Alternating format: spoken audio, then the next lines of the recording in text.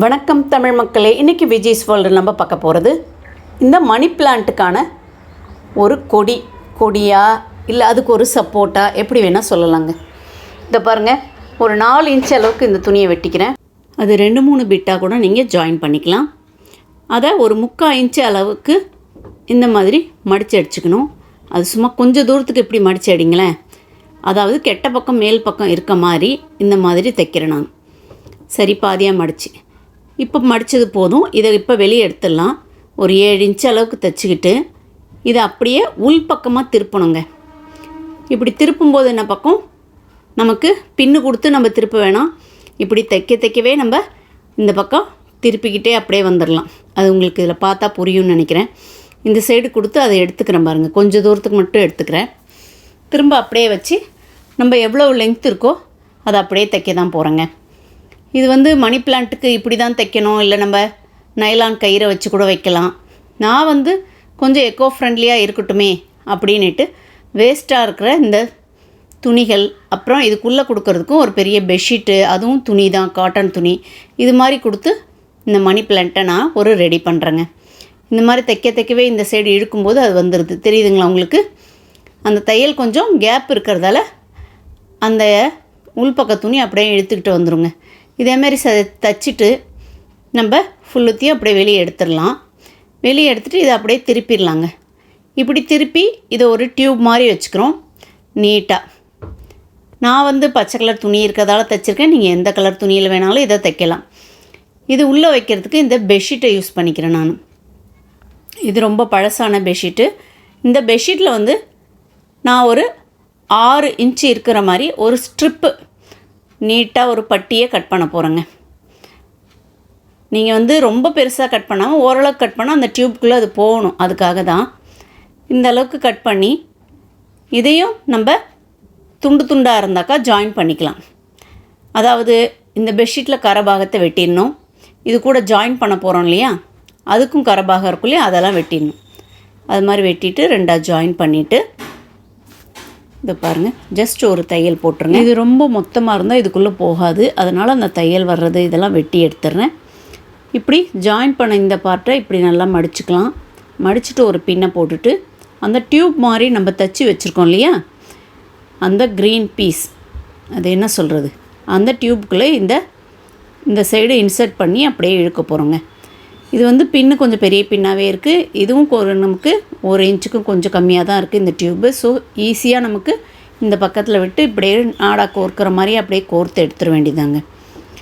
நம்ம இது மாதிரி இங்கே மும்பை மாதிரி இருக்க இடங்களில் சணல் அவ்வளோ ஃப்ரீயாக எனக்கு கிடைக்காது. காசு கொடுத்து எங்கேயா சணல் கயிறு வாங்கணும். அப்படி இல்லை அந்த சாக்கு பையா அதுவும் கிடைக்காது இங்கே வாங்குறதில்ல.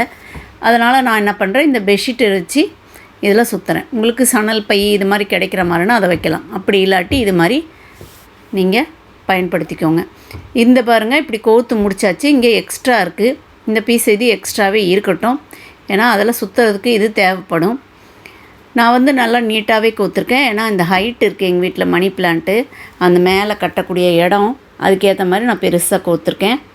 இப்படி கோர்த்துட்டு எக்ஸ்ட்ரா இருக்கிறத அப்படியே வச்சுக்கலாம். இது மாதிரி இந்த 2-3 மணி பிளான்ட்டுக்கு எனக்கு தேவைப்படுது. அதனால் நான் எல்லாத்தையும் ரெடி பண்ணி வச்சுட்டேன். இங்கே பாருங்கள், இந்த பெட்ஷீட்டில் இன்னும் கொஞ்சம் இது ஒரு 8 இன்ச்சு கிட்ட இருக்க மாதிரி இன்னும் கொஞ்சம் கிழிச்சிக்கிறேன். இந்த கயிறு கூடவே அதுவும் தேவைப்படுது நமக்கு. இந்த மணி பிளான்ட்டில் ஏற்கனவே எப்படி இருந்துச்சுன்னு பாருங்கள்.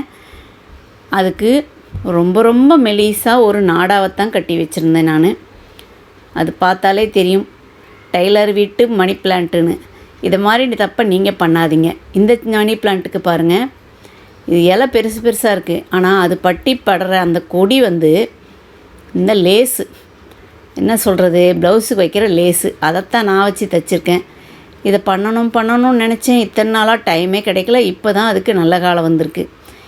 இதில் அது சுற்றும்போது அந்த கொடிகளும் வெயிலுக்கு அப்படியே வாடி போயிடும். நம்ம துணி மாதிரி இந்த கயிறு மாதிரி தைக்கும்போது துணியில் ஈரம் இழுத்துக்குது இல்லையா, அந்த ஈரத்தை உறிஞ்சிக்கிட்டு மணி பிளான்ட் நல்லா ஃப்ரெஷ்ஷாக இருக்கும் இந்த மாதிரி பண்ணுறதால. ஸோ பாருங்கள், இதிலேருந்து வேர் பிடிச்சிருக்கிறத மட்டும் விட்டுட்டு மற்ற இடத்துல இந்த துணியை நான் சுற்ற போகிறேன்.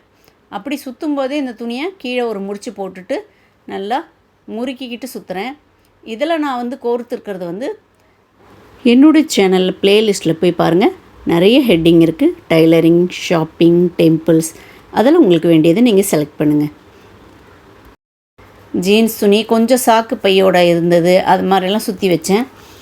இதுக்கு மேலே இதை சுற்றுறதால இன்னும் கொஞ்சம் திக்காகவும் இருக்கும். இப்போ வந்து செடியும் கொஞ்சம் பெருசாக வளர்ந்துருச்சு இல்லைங்களா, அது பத்தாது, அதனால் இந்த மாதிரி சுற்றுறேன். உங்கள் வீட்டில் மணி பிளான்ட் இருந்து அது இந்த மாதிரி கஷ்டப்படுதுனாக்கா, மணி பிளான்ட்டுக்கு மணியை செலவு பண்ணாமே இது மாதிரியும் நம்ம பண்ணலான்றதுக்காக தான் இந்த ஐடியா. தாராளமாக தோட்டம் இருக்கவங்க அங்கே தேங்காய் நார், மட்டை இதெல்லாம் கிடைக்குதுன்னா பரவாயில்ல. என்ன மாதிரி ஃப்ளாட்டில் இருக்கவங்களுக்கு இந்த ஐடியா ரொம்ப நல்லாயிருக்கும்னு நான் நினைக்கிறேன். இந்த மாதிரி சுற்றி சுற்றி அப்படியே மேல் பகுதிக்கு வரைக்கும் நீங்கள் சுற்றிட்டு வந்துடுங்க. இதனுடைய எட்ஜுக்கிட்ட வந்துட்டோம். ஸோ இந்த எட்ஜுக்கிட்ட நான் இந்த நாரை சுற்ற போகிறேன். நாருன்னா என்ன சொல்கிறது, இந்த கொடின்னு வச்சுக்கலாமா, நம்ம தைச்ச கொடி. இந்த கொடியில் கீழே அந்த துணி இருக்கு இல்லையா, அந்த துணியை இந்த துணியை கூட சுற்றுறேன். ஸோ மேலே வர இடம் கொஞ்சம் பச்சை பசேல்னு இருக்கும் அப்படின்றதுக்காக அந்த பச்சை நிறத்தை மேலே வர மாதிரி இப்படி சுற்றிக்கிறேன் பாருங்கள்.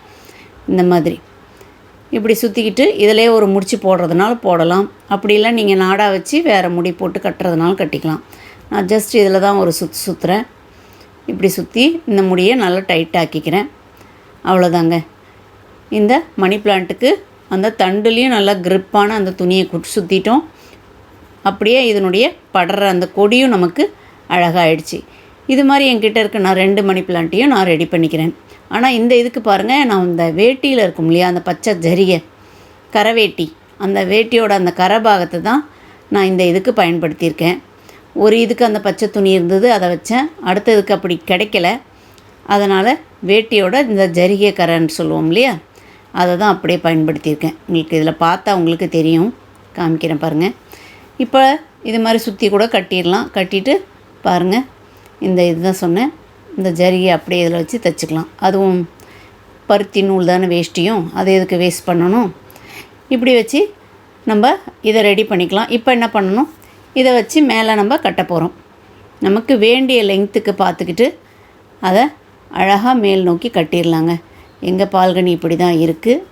இங்கேருந்து மேல் பக்கத்துக்கு நான் அந்த மணி பிளான்ட்டை கட்டி விட்டுட்டேன். கட்டி விட்டுட்டு தெரியுதுங்களா உங்களுக்கு, இதில் பார்த்தா ஜஸ்ட் ஒரே கோடு தான். இந்த மாதிரி தண்ணி அடித்து நம்ம மணி பிளான்ட்டுக்கு அடிக்கும்போது இந்த துணியில் அது அப்படியே இழுத்துக்குங்க. இது ஜஸ்ட் இது ரொம்ப ட்ரையாக இருக்குன்றதுக்காக இப்போ அடிக்கிறேன். டெய்லி இந்த மாதிரி இதில் தான் தண்ணி வந்து அதுக்கு விடுவோம் அந்த செடிக்கு. பாருங்கள், இது மேலே அப்படியே சுற்றி விட்டுட்டேன். இப்படி சுற்றி விடும்போது உங்களுக்கு வேணும்னா அங்கங்கே நீங்கள் கயிறு வச்சு கட்டிக்கலாம். வெறும் இலை பச்சை பச்சையாக இருக்குதுல்ல, அதில் ஏற்கனவே இந்த மாதிரி துணியிலான இந்த பூக்களை நான் சொருகி வச்சுருந்தேன். அந்த மாதிரி பூக்களை சொருகி இதை கொஞ்சம் அழகுபடுத்திக்கலாம். வெறும் இலை மட்டும் இருந்தால் நல்லாயிருக்குமா, கூட கொஞ்சம் கண்ணுக்கு குளிர்ச்சியாக பூ வைக்கலாமே அப்படின்னு தான் இந்த ஐடியா. ஒரு இதுக்கு சிகப்பு பூ, இன்னொரு இதில் ரோஸு கலர் சிங்குச்சான். ஆமாங்க, சிவப்பு மட்டும்தானே வைக்கணும், மஞ்சள், சிகப்பு, ரோஸு எந்த கலர் வேணால் பூ பூக்கலாம் இல்லையா, அதனால் இதுக்கு ரோஸ் கலர் பூவை சொருகி வச்சாச்சு. இது மாதிரி தான் எங்கள் வீட்டு மணி பிளான்ட்டு இப்போ கலர்ஃபுல்லாக இருக்குது. பார்த்திங்களா, இது மாதிரி சின்ன சின்ன பிளான்ட்டாக இருந்து பெருசாக வரும்போது இது மாதிரி க்ரிப்பான கொடுத்தா நமக்கு அது நல்லா வளர்கிறதுக்கு அது பிடிச்சிட்டு ஈஸியாக வளருங்க. எங்கள் வீட்டில் இந்த கிளிகள் வரும் இந்த சாப்பாடை சாப்பிட, அப்படியே இந்த கிளியோடு சேர்த்து இந்த மணி பிளான்ட் எப்படி இருக்குது பாருங்கள். என்னங்க, இந்த சேனல் உங்களுக்கு ரொம்ப பிடிச்சிருக்கா? அப்போனா சப்ஸ்கிரைப் பண்ணிவிட்டு நீங்கள் இந்த வீடியோ பாருங்கள். அப்படியே ஃப்ரெண்ட்ஸுக்கும் ஷேர் பண்ணி விடுங்க. இது வரைக்கும் இந்த வீடியோ பார்த்ததுக்கு தேங்க்யூ ஸோ மச். குங்கைகள் குலுங்க வலை செங்கையில் விளங்க இருள் கொண்டலை அடைந்த குழல் வண்டு பாட கொஞ்சிய வனங்குயில்கள் பஞ்சனல் வனங்கி